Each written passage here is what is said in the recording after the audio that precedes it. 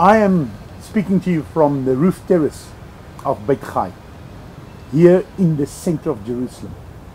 While we are speaking, you will hear all sorts of noises of everyday life that's happening in Jerusalem. And so I want to share something extremely exciting about 2016. We're going to have 10 weeks which we are dedicating to a course that we call Practical Ministries and Discipleship. A Practical Ministries and Discipleship course that will equip you to be able to fulfill the purpose and plan that the Father in heaven has for you. So this will happen from the 3rd of February until the 10th of April. Now, let me explain this to you. We're going to do it in 5 2-week segments. And I will explain what we're going to do in every segment right now. But what is important is to understand that somebody can actually come and just do 1 2-week segment if they want to. They don't have to come for the whole of the 10 weeks. We've divided it up into 5 2-week segments, and you can do just 1 2-week segment depending on which one you would want to do. However, it will be best if somebody will do all 5 of these segments. So let me explain to you what we will do. We want to equip people to be able to do that which the Father has created them for. And to be able to do that, we have to lay a certain foundation. Now, the foundation that we need to lay is like a building block on top of one another. And that's why I've said it would be better for somebody to do all 5 of these units and not just 1. But, however, we know it's not possible for everybody to come here for 10 weeks. And so therefore we said, okay, there is the option to just do 1 of the 5 units. So let me explain to you what these 5 segments are all about. The first one is where we will look at the first 5 books of the Bible. And we will look at how it is divided. Now, what is important is this, that we need to understand that from the days of Ezra and Nehemiah, what they did was to take the first 5 books of the Bible and to divide it into portions. In Hebrew, we call such a portion a parasha, or the plural of it is parashot. Now, why did Ezra actually do this? And the men of the Great Assembly, why did they start this reading program? Well, this is why. During the 70 years of exile, the people did not read the Torah. They did not read the Bible. And so Ezra says, never again must it happen that when people are removed from the temple, that they will not hear the word of God. Now, you know, if you really want to be scared, you should go and just Google this. The average percentage of Christians that really read the Bible. It's scary. What is even more horrific is the fact that people do not understand what they're reading. They're reading it, but they don't know how to get something out of it. So what we're going to do is we're going to show you how these first 5 books of the Bible is divided into 54 of these portions. And that what they did not just go and take all the verses divided by 54 and say, okay, we'll read, so much every week. No, what they did was they said, let's start and see what the theme is with which we are starting and read until that theme is completed. So what we're actually going to do is we're going to look at these portions and we will say, let's have a look at how this was actually divided.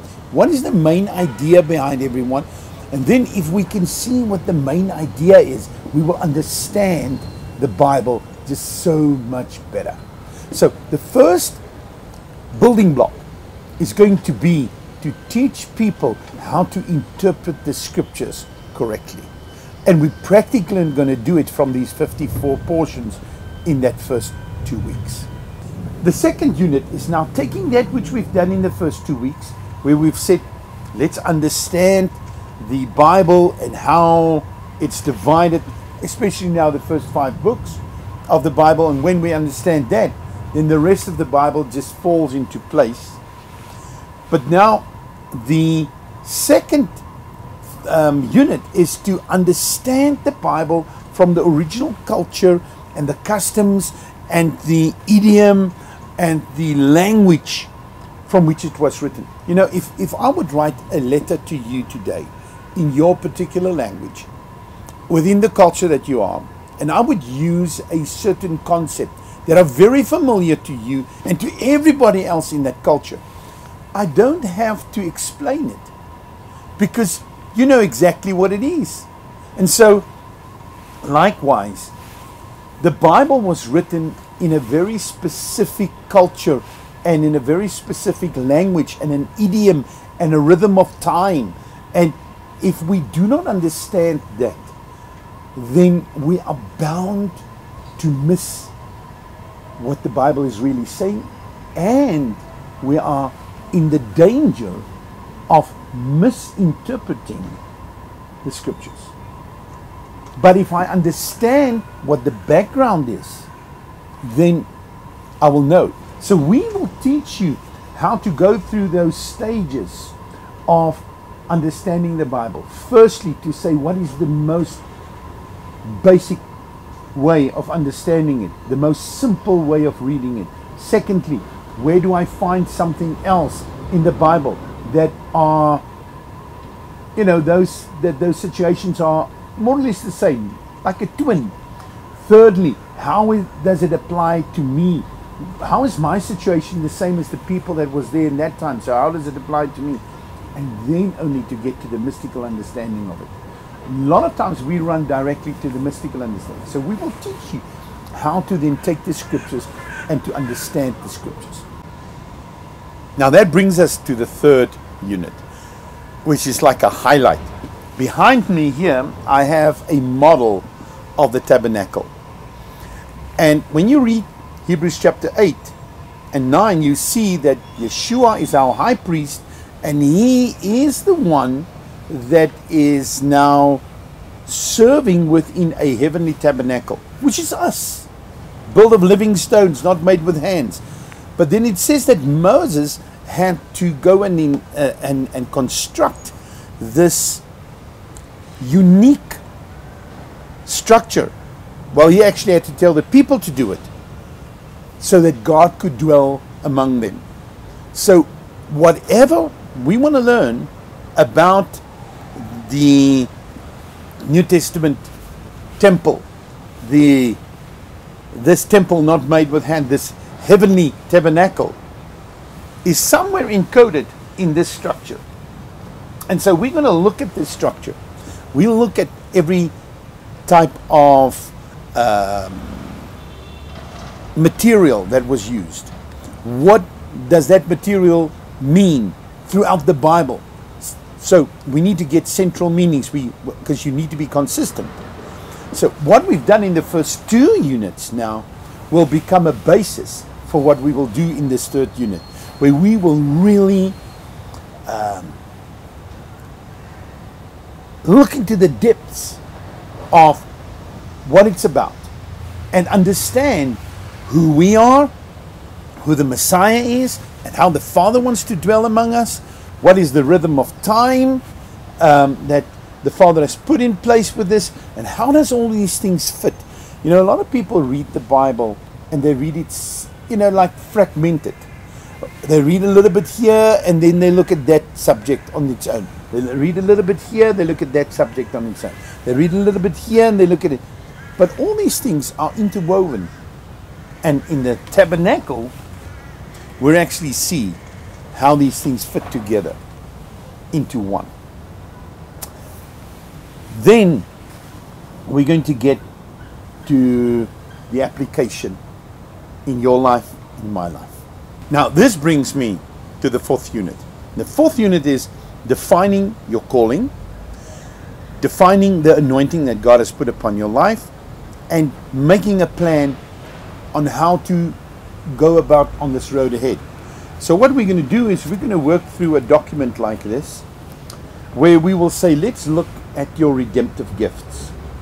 Let's look at what is God's prophetic purpose for your life. And then we will sit and we will write down these things. We will teach you how to define the vision that God has for your life. Now, this is not just for people who want to be in ministry. It's for people who want to be in business. It's for people just in their everyday lives. You know, the Bible tells us, write down the vision so that those who read it might run with it. And a lot of times the reason why we're not achieving things is because we haven't written it down. We haven't written down the vision. We haven't written down the values. We haven't written down our aims, our objectives. We haven't made it into small steps. We haven't written down where we are at. And so if you don't know where you are, how would you know how to get to the next place? If you want to travel from one city to another, to know which route you have to take, you need to know where you start. So we will say, right, let's assess where you are. What do you have? What don't you have? And what is it that you need to do to overcome the hindrances of getting to the place where you need to be?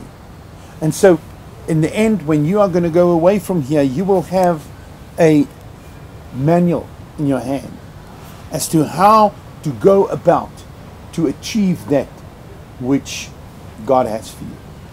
And then finally, in the fifth unit, we're going to get to how do you take that which God has done for you and which He has placed in your life and which is built into your life and which He's used other people in your life so that you can also multiply, that you can go and make disciples.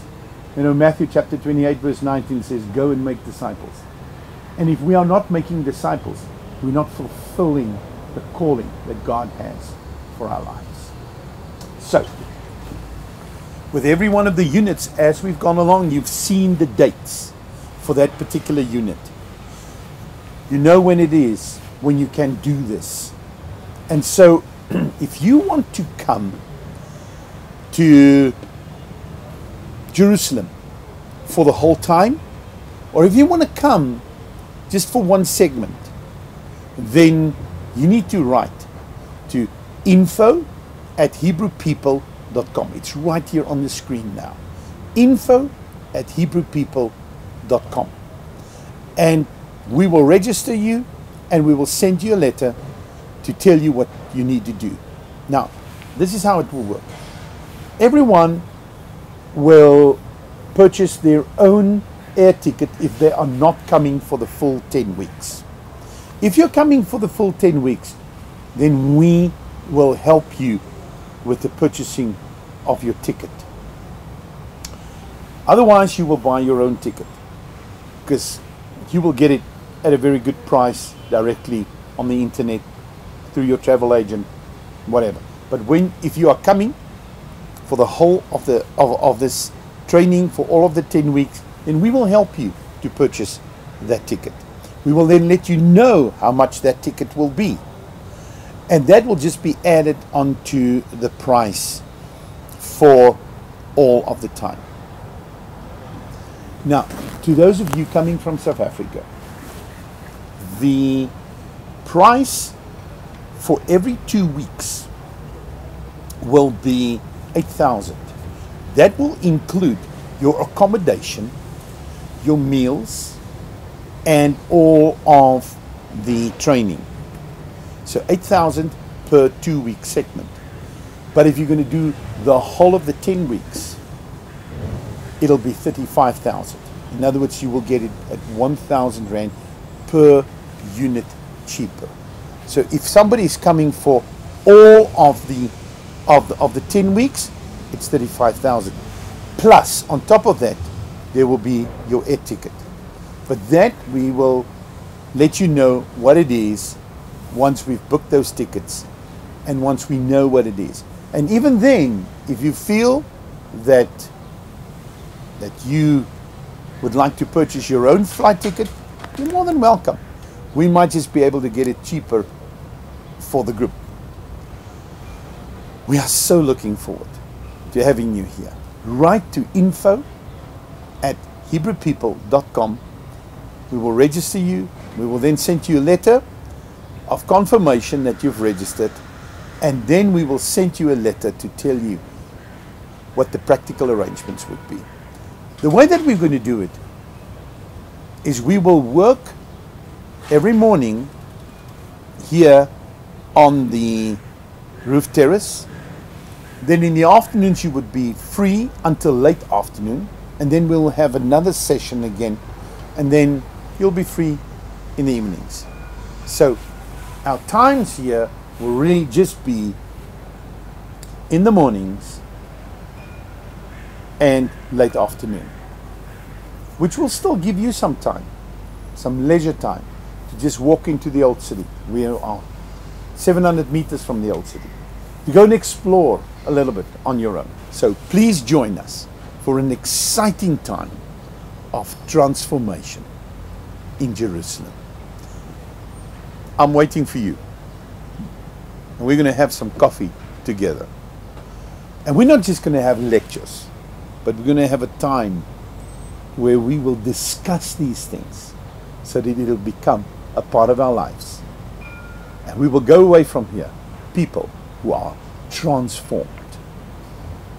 May God bless you as you journey to discover what it is that He has for you, and how to go and live that, and also share it with others.